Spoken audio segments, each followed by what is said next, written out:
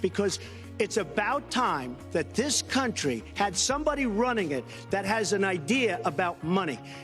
When we have $20 trillion in debt and our country's a mess, you know, it's one thing to have $20 trillion in debt and our roads are good and our bridges are good and everything's in great shape. Our airports are like from a third world country.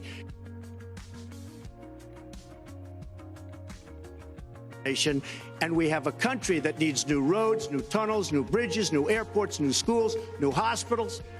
And we don't have the money because it's been squandered on so many of your ideas. Let you respond, maybe and we'll because you haven't paid any federal income tax for a lot of years. And the other thing I think is important. It would be squandered too, believe me.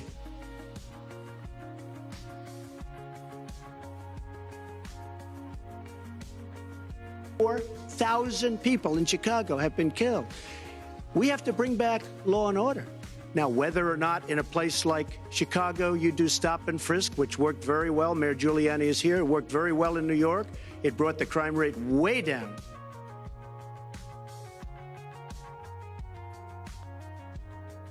Communities are being decimated by crime. Your 2 minutes expired, but I do want to follow up. Stop and frisk was ruled unconstitutional in New York. African American and Hispanic people, and it's very unfair to them what our politicians are allowing to happen. Secretary Clinton. Well, I've heard Donald say this at his rallies, and it's really unfortunate that he paints such a dire, negative picture of black communities in our country.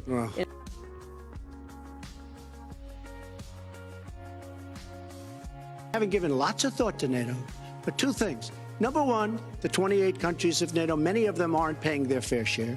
Number two, and that bothers me because we should be, yes, we're defending them and they should at least be paying us what they're supposed to be paying by treaty and contract. And number two, I said, and very strongly, NATO could be obsolete because, and I was very strong on this, and it was actually covered very accurately in the New York Times, which is unusual.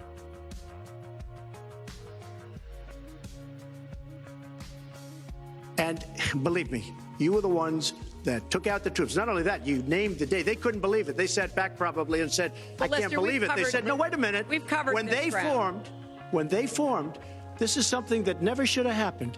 It should have never happened. Now, you're talking about taking out ISIS, but you were there and you were Secretary of State when it was a little infant. Now it's in over 30 countries. And you're going to stop them? I don't think so. Mr. Trump, a lot of these are judgment questions. You had supported the war in Iraq before the invasion. What makes your judgment? I did not support the war in Iraq. 2002. That is a mainstream media nonsense put out by her because she, frankly, I think the best person in her campaign is mainstream media. My question is, since you would you like to hear? Why is your I was against the war. Wait a minute.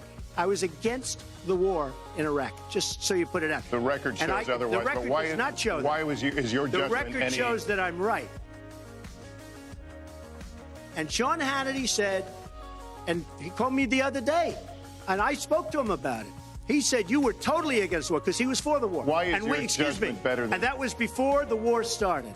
Sean Hannity said very strongly to me and other people, he's willing to say, but nobody wants to call him, I was against the war. He said, you used to have fights with me because Sean was in favor of the war. And I understand that side also, not very much because we should have never been there. But nobody called Sean Hannity. And then they did an article in a major magazine shortly after the war started, I think in 2004, but they did an article which had me totally against the war in Iraq.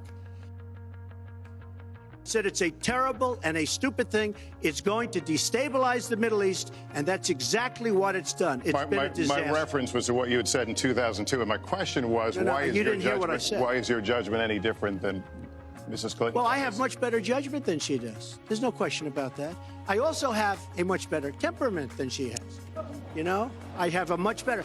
She spent, let me tell you, she spent hundreds of millions of dollars on an advertising, you know, they get Madison Avenue into a room, they put names, temperament, let's go after. I think my strongest asset, maybe by far, is my temperament.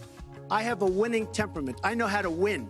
She does not know how to win. Clinton. Wait, the AFL-CIO the other day behind the blue screen. I don't know who you were talking to, Secretary Clinton, but you were totally out of control. I said, there's a person with a temperament that's got a problem. Secretary Clinton. Woo, okay.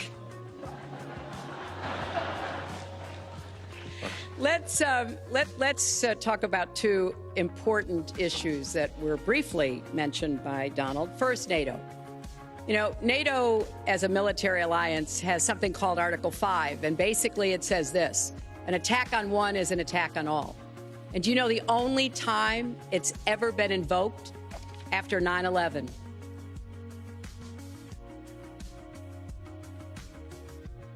The stamina. I said she doesn't have the stamina, and I don't believe she does have the stamina. To be president of this country, you need tremendous stamina. The quote was, you I have, just don't think she has wait a minute, presidential you asked me a look. question. Did you ask me a question? You have to be able to negotiate our trade deals. You have to be able to negotiate, that's right, with Japan, with Saudi Arabia. I mean, can you imagine we're defending Saudi Arabia, and with all of the money they have, we're defending them and they're not paying? All you have to do is speak to them. Wait, you have so many different things you have to be able to do, and I don't believe that Hillary has the stamina. Let's let her respond.